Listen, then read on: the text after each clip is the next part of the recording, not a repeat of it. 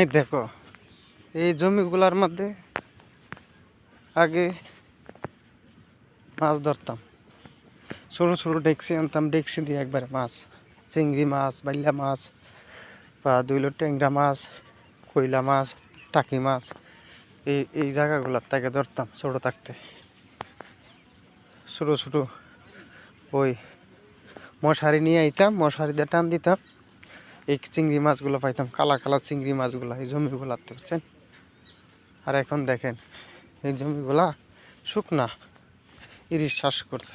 কিন্তু একসময় এই জমিগুলাতে যাইতেই ওই জমিগুলা, এই যে জমিগুলা এক বুক পানি ছিল, এক চৈত্র মাসেও কোমর পানি থাকতো এই জমিগুলা, দেখছেন কত সুন্দর এই জমিগুলা। এই জমিগুলা অনেক সুন্দর। একসময় মাছ দেখছি 10 কেজি 12 কেজি এইভাবে মাছ পাইছি। এই কচুরি ফেনাগুলা তুললে ওই ফেনার মাথার মধ্যে চিংড়ি মাছ, বাইলা মাছ, ট্যাংরা মাছ, টাকি মাছ, পুঁটি মাছ এগুলা থাকতো। আর দেখেন এখন ধান আবাদ করে এই জমিগুলা।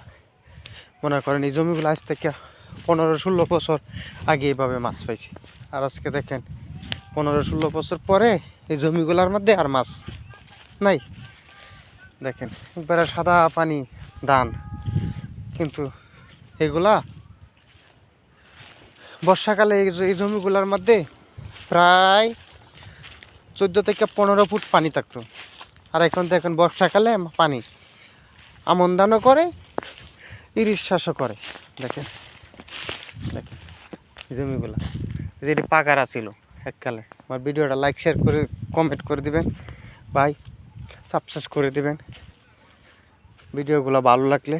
দেখেন গ্রাম, ওই দেখেন বাড়িঘর ধরে এইদিকে দেখেন এই জমিগুলার মধ্যে অনেক মাছ।